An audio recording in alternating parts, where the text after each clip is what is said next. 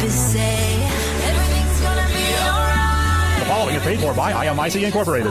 The Cure with Aimee Cabo is brought to you by IMIC Research. Life can bring many difficult situations: domestic violence, addictions, poverty, and even sexual abuse by your loved ones. Welcome, Aimee Cabo and The Cure. And thanks for joining us today. I'm your host, Aimee Cabo, and this is The Cure. Our show is available live on radio through the app called The Cure, our website, aimeecabo.com. Aimee with an I. Why, I don't know. And it also ends with EE. On Roku, look for The Cure. Or Android TV under The Cure. Later, the show will air on Sirius XM Channel 131, Sundays at 5 p.m. and as a podcast. We created the show as a safe space and to show that there is hope after going through difficulties, despite any suffering, no matter what type, as I have come to find out that no one is exempt from suffering, and at one point in their life or another, or could still be suffering. And it's okay. We're here for each other. I'm trying to use testimonies so that hopefully we can help. And I'm inviting professionals and inspirational speakers that can help with suggestions. As a survivor, I hope to inspire others, encourage transparency, and find strength in knowing that those who suffer are not alone, and those that heal against insurmountable odds do exist. Today we will discuss the important role sleeping has in our lives. And our special guest is Patricia Farrell. Dr. Farrell is a published author and a nationally known licensed psychologist expert from WebMD, with experience in most areas of mental health for over 30 years. She has consulted to pharmaceutical and communication firms, is a member of the American Psychological Association, SAG-AFTRA Union, and a biography in Who's Who in the World. She has also been a disability consultant, was a board member of the NJBD of Psychological Examiners, board member of Bergen Pines Hospital, and a psychiatric preceptor for UMDNJ, the Medical School of New Jersey. Dr. Farrell, thank you for being with us today. Welcome to The Cure. Thank you. It's a pleasure to be here with you today. Thank you. The pleasure's ours. Dr. Farrell, it's very interesting. I know that you've had exactly 30 years of studying this, and you've come across some really interesting findings when it comes to studying sleep. Would you like to share with us what's one of the most unexpected things you've learned about the importance of sleep? Well, I think one of the really exciting and unexpected findings was that when we go to sleep, our brain actually shrinks in size. Now, that sounds a little frightening to some people, but actually it's a good thing. What it does is the brain is very much in some ways like a sponge. And during the day, while you're doing whatever you are doing, if you're out gardening or you're driving your car or you're walking down the street, you're talking to a neighbor, whatever you're doing, you are creating material, metabolic waste, we call it, in your brain cells. And when you go to sleep at night, that's the time the brain has to clean out all of that stuff. So it squeezes down to push out all that stuff into a system that we didn't even know before that exists. And it cleans it, it gets it ready for the next day, and it's a miracle. It's like something you don't have to work on. It does it automatically, and it really helps you in so many ways.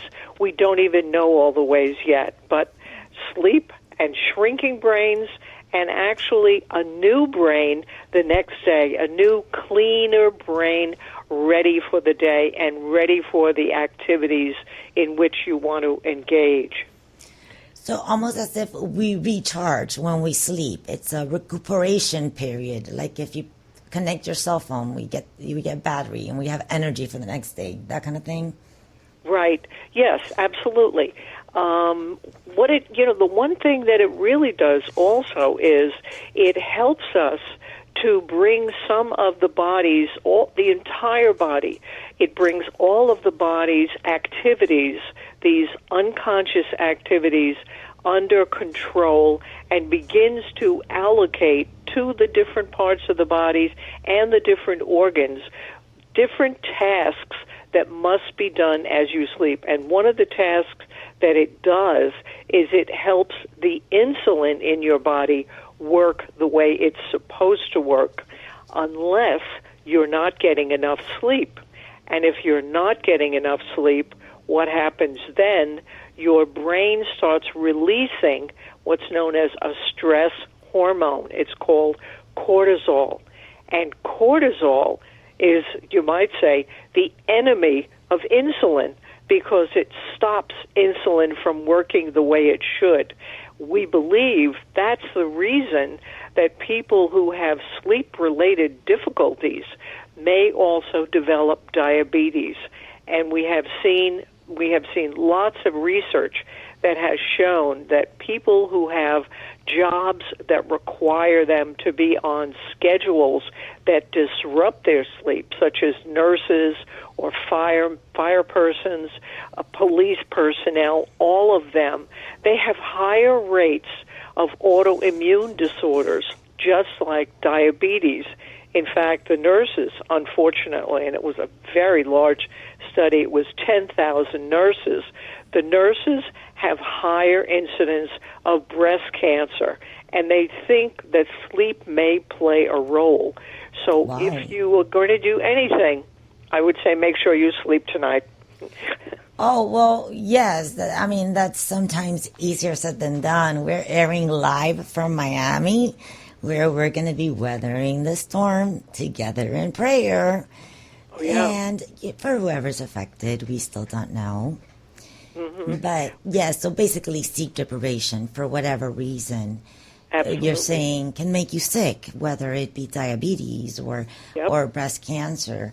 And so vice versa. Under the same token, it can help you stay healthy. Oh, yes, absolutely. Correct?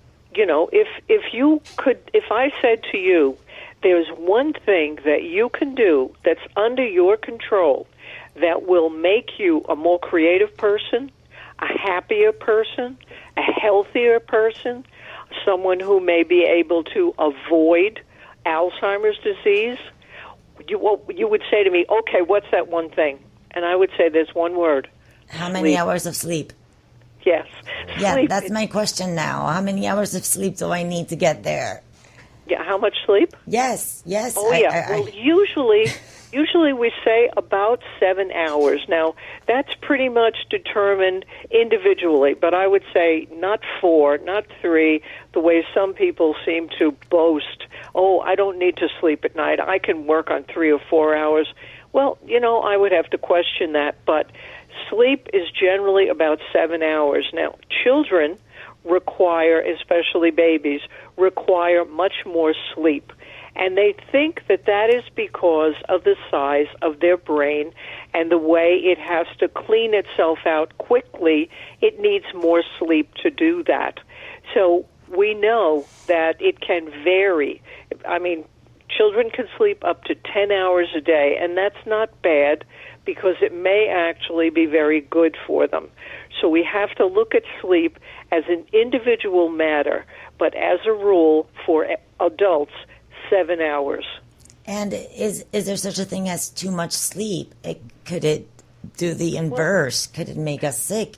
There's a big controversy going on right now, and it has to do with sleeping and Alzheimer's, and it has to do with napping. Now, they have just done a recent study that said that older persons who sleep a lot during the day and then can't sleep at night, there's a lot of sundowning, it's called, can't sleep at night, that's because the daytime nap does something with their normal sleep cycle and may even affect a hormone in the brain that's necessary for regulating sleep at night.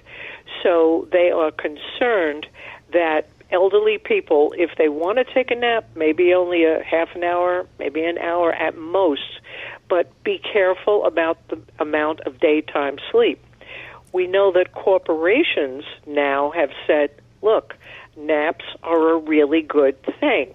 And we have found that after a 20-minute nap or so during the daytime at work, which is, by the way, sanctioned, and the Japanese have been doing it for quite a few years and now. Europe has it. Yeah, they say, okay, 20 minutes, go to the break room or sit at your desk or whatever, 20 minutes sleep, come back, and they find that people are much more creative, much more refreshed, much more willing to engage with their coworkers. So it's not a really clear path here on the amount of sleep during the day and whether naps are really good for you, but they probably are good, but in moderation. So a power nap is okay, like a little cat nap, I would say. Yeah, right. Yeah, absolutely. And, I used to work at a place where all of them were editors, and every single day at like about 12:30 or so, the man who sat at the desk across from me would put his feet up on the desk, put his head back, and for 20 minutes or so, he took a nap. And that was a long time ago. And it really worked very well for him. So people have been doing it for a long time. If I told you that there's probably two people that everybody knows about, but one thing they don't know about is their sleep habits. And you're down in Florida, and this person spent a lot of time in Florida, and that was Thomas Edison. People have, go over to the Edison home, right? And you go to the Edison laboratory down there, which they have just refurbished. And before, I think it was a little better. You got more of a better idea of how it worked. Well, Thomas Edison had cots all over the place, and all day long, he took 20-minute naps constantly. He kind of kept it quiet, but he did. And his poor workers, he wouldn't allow them to nap, and he would work them overtime. As a matter of fact, there was a book written around, 1920 or so, and they talked about to keep his workers up and not sleeping, he would bring in a brass band and have it play in the laboratory. Wow. I don't know how anybody does that, but that's what he did. Leonardo da Vinci, probably one of the world's greatest minds, who was a true Renaissance man, never slept. He only slept at 15 to 20-minute naps 24 hours a day. Never lay down for a 7-hour sleep. Basically, ever. what you're trying to say, it doesn't matter how you get your 7 hours of sleep, as long as you get 7 hours of sleep. Could be. Yes, very well could be. And you're saying at least 7 hours. It's okay if you sleep 8 or 10, or if you sleep 12, it's too much. It's not bad. It's not bad. And every once in a while, give yourself the luxury. Why not? They're not going to do any damage to yourself. I love it. As long as you don't need to go to work. Hi, Dr. Farrell. So look at that. Bobby joined us. How nice. It's a fascinating topic, and I think we're really only exploring the brain. To me and to a lot of other people, is still the final frontier. It's not the universe. It's not space. It's the space between our ears.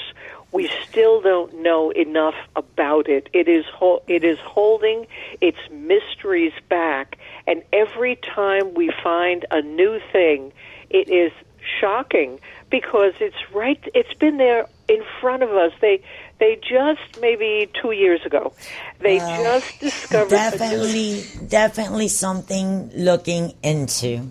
Oh, For those that are just tuning in, I'm your host, Aimee Cabo, and this is The Cure. Today, focusing on sleep and the importance of sleep in our lives. We are joined by Patricia Farrell, I'm your host, Aimee Cabo. And now we continue with Aimee Cabo and The Cure on 880 The Biz.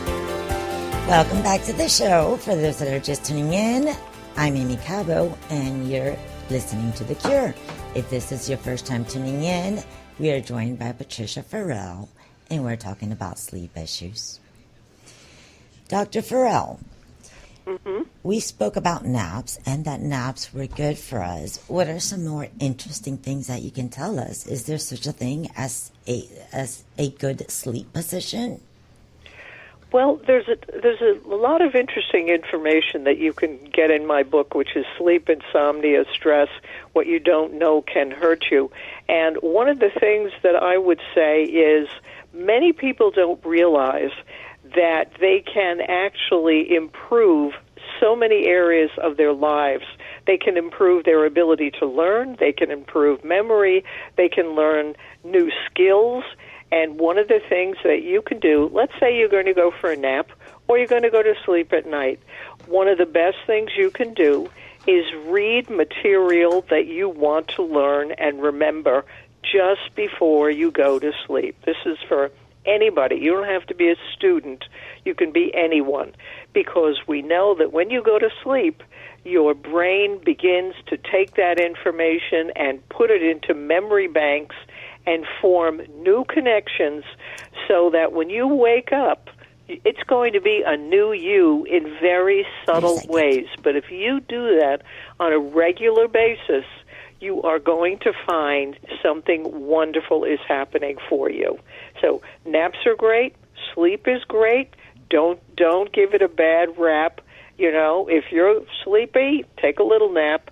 If you're going to bed at night, I would say try to go to bed at the same time every night. Try to put yourself on a schedule.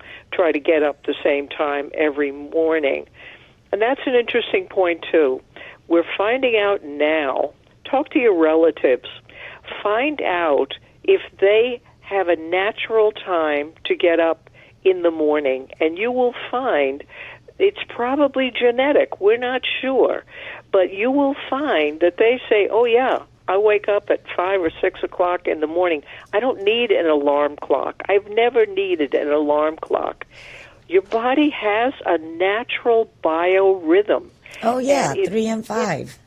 Right. It tells you, okay, it's time to get up. Let's go. You know, you can't fight it, but you try to get it as much sleep as you need. You got to get that 7 hours. So if you're going to get up at 5 o'clock in the morning naturally, well, then maybe you've got to go to sleep at 10 o'clock at night. That's not bad. That's okay. You know, being on a schedule actually helps your body.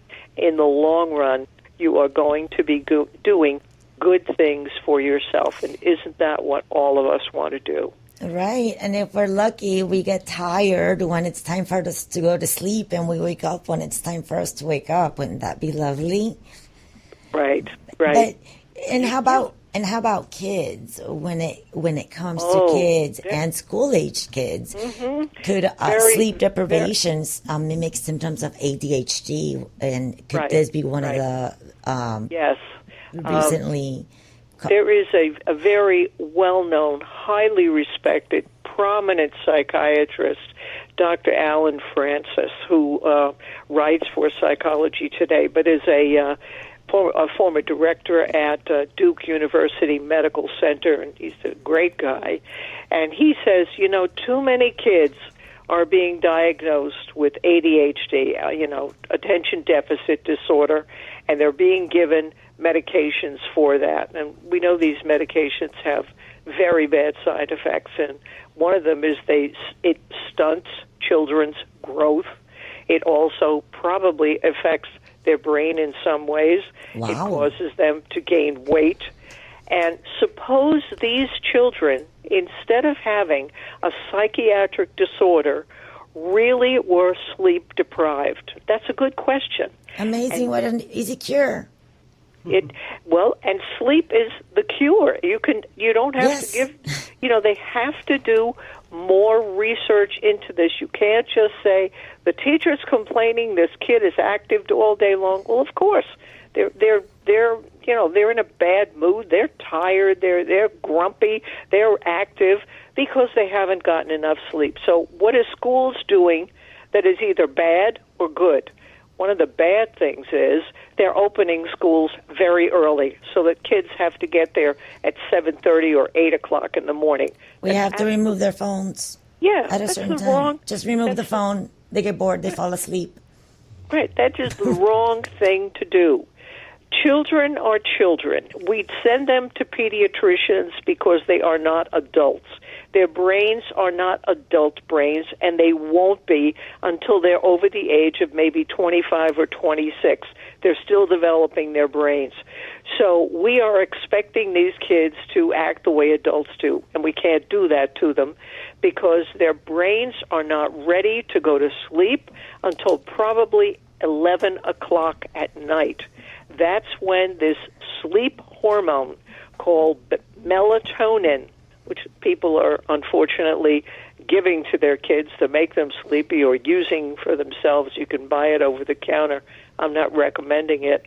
But that's when that kicks in for kids, 11 o'clock at night. How are they going to get 7 hours sleep if you're going to wake them up at 5 or 6 o'clock in the morning to get ready for school? You can't.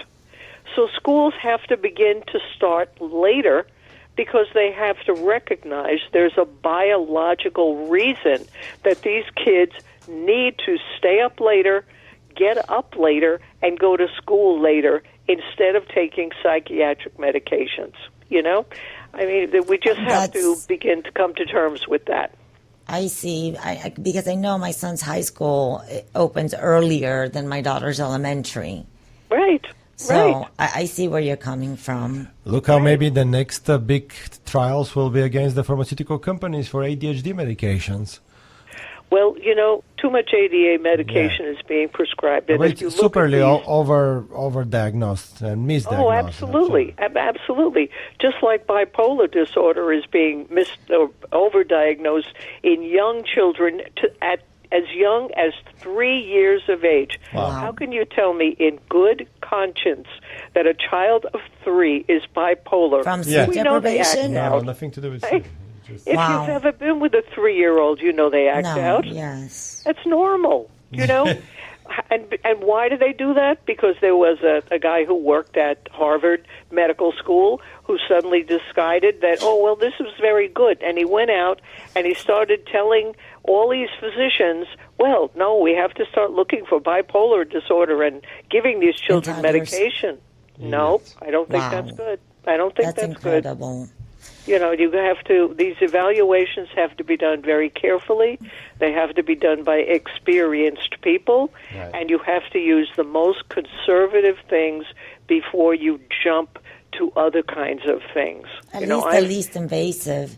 I mean, and it's not just that. How about a symptom that we all suffer from, like, let's say, anxiety or stress? I was doing some reading of one of your articles that says that adequate sleep reduces anxiety. So do you have any suggestions for us? That may be anxious before falling asleep, for example, that we can get there? Exactly. Anxiety is normal. It's not bad. It's bad when it gets out of control. When it becomes stress. Exactly. Anxiety can be handled very easily with anybody out there who wants to do something right now about helping themselves with anxiety. You just have to learn to do relaxation breathing. Go to my website, drfarrell.net. I have a video that shows you how to do it. And within 3 minutes, you will be breathing so that you will be relaxing. And you can do it throughout the day. You could do it anywhere you are. You're standing in an elevator waiting to go someplace. You're waiting in the line to go to the bank or whatever. You're walking down the street. It'll take you 2 to 3 minutes, and you will relax. So try that. That's a conservative measure. Try meditation if you want. That's an excellent way to help yourself. There are ways we need to learn to naturally help ourselves. And I know that your program is very involved in helping people see how religion in their lives can certainly help them. And I am a big believer of that, too. If prayer helps you, do it. Yes. Do whatever helps you. If you believe in a higher power and God, that is perfectly fine. There is nothing wrong with that. You help yourself as you can. And also, if you have positive lifestyle changes, that could Yes. probably promote a good night's sleep. Absolutely. Let's and one of see. the things you need to do that I mentioned in one of my other books, How to Be Your Own Therapist, one of the things everyone needs to do, and it's very simple, you need to begin to say no. N-O. Don't believe the lie.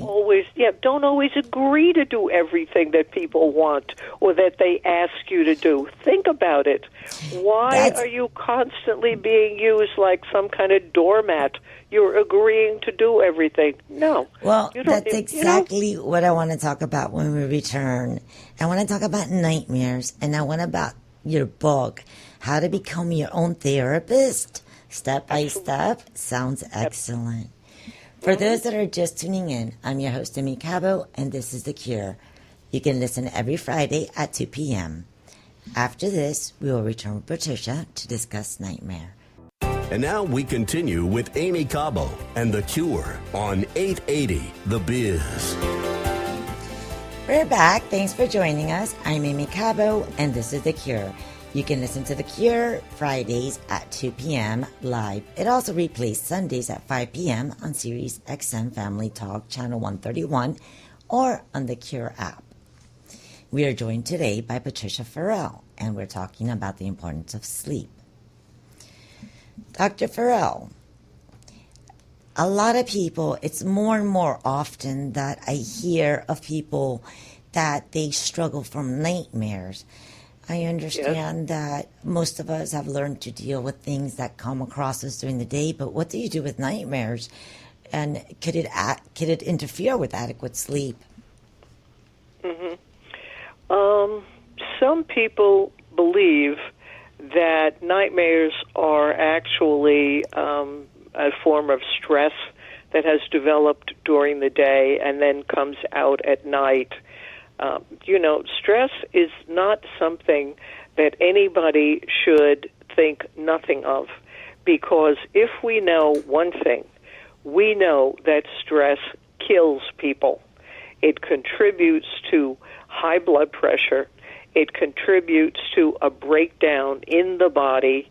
And if you have prolonged stress, you will be in very bad physical shape. So one thing you want to do is try to help yourself during the day so that you may not have those nightmares. Now, for some people, they may have the nightmares because they have been through horrendous experiences and they need to go to therapy to get some help with that. However, they need to learn how to bring themselves down, to calm themselves during the daytime. And as I said, one of the things that you do is you try to get the sleep you can. Another thing that everybody is recommending, and these include psychiatrists and physicians and therapists, everybody has been or should be including this in their treatment techniques, and that is you should be getting some form of exercise every day. Now, when I say exercise, I don't mean you have to go to the gym. I don't mean you have to use a Stairmaster or you have to be on a treadmill. Take your dog for a walk. You can, excuse me? You can take your dog for a walk or clean the house yourself. Exactly. That's it. And that's the wonderful part of having a dog. You have to take them out for walks. You have to go for exercise. Hey, and everybody has a house. They can clean Absolutely. it themselves. Absolutely. If Great you live exercise. in Florida, you probably have a little dog. And that's one of the best things you can do for your physical and mental health, because we know that exercise doesn't just help the muscles. The muscles have been found to not just be like rubber bands that help you move your body more efficiently. They are producing hormones. They are producing materials we still don't know enough about that controls your mood and your body's healthiness. So if you just do some exercise, just walk the dog 3 times a day, which is what you're going to do anyway, you are doing a great favor for yourself, and you are helping your health. Wonderful thing And to do. I didn't even know I was doing the right thing by helping for my husband, by waiting for my husband to get home to help me mop every day.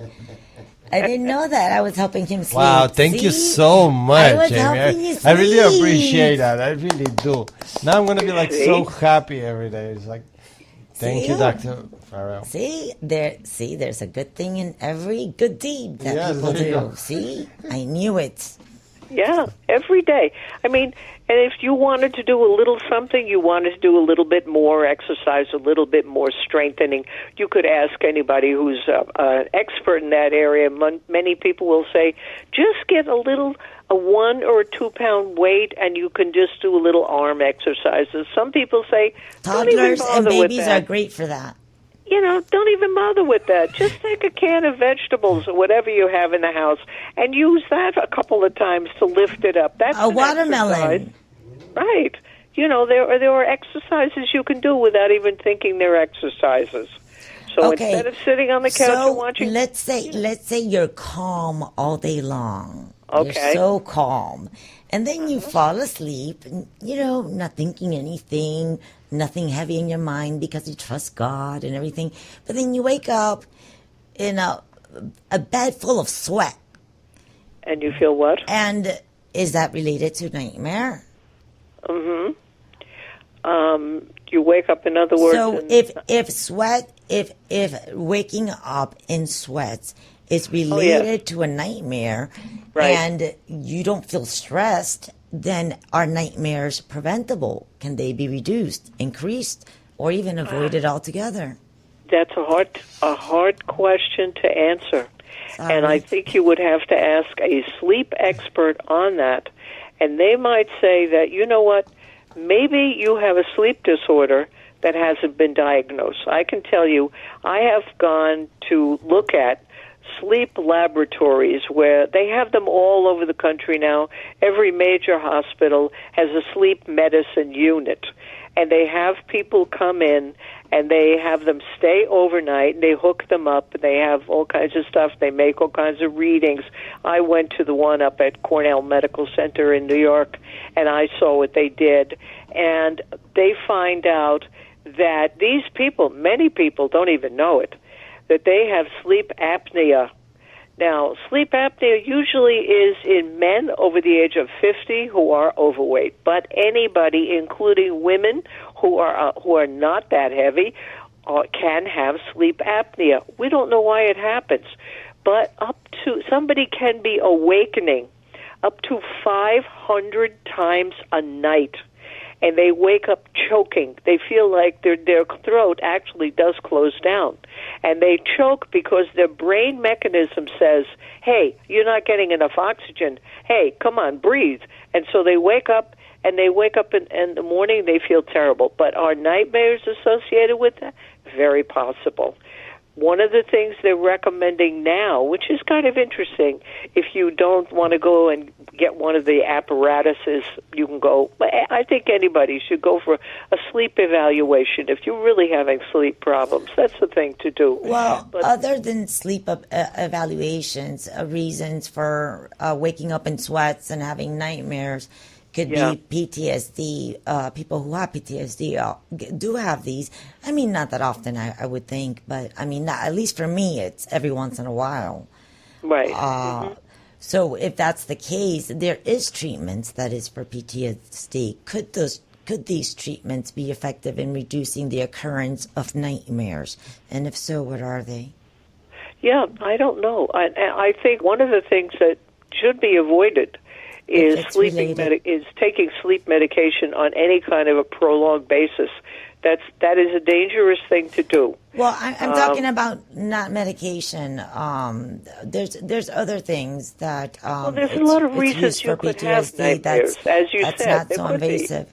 You know, there could be physical reasons. Women have them, certainly, when they get night sweats and things like that.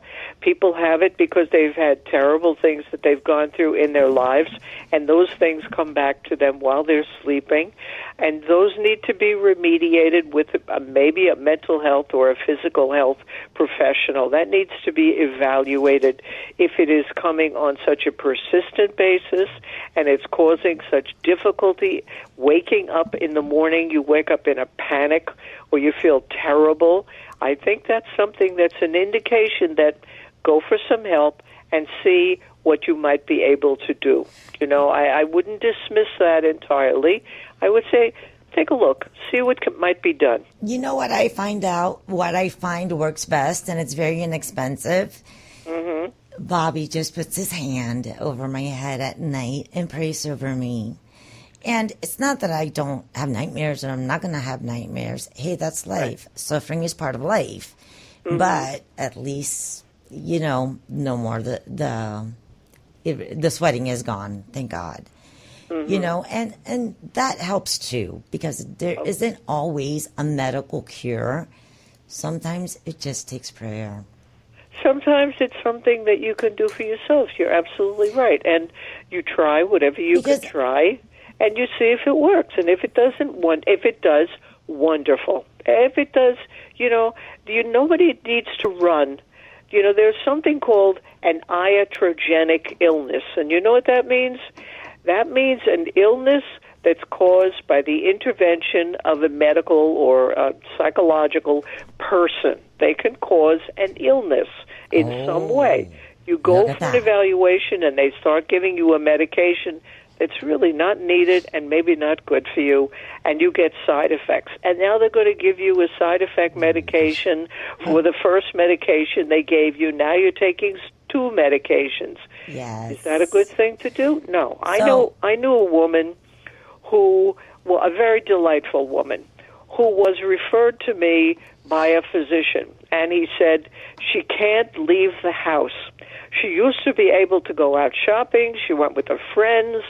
She had a very full life, and now all of a sudden she can't even go to the front door. So I went to her home because she couldn't come to the office.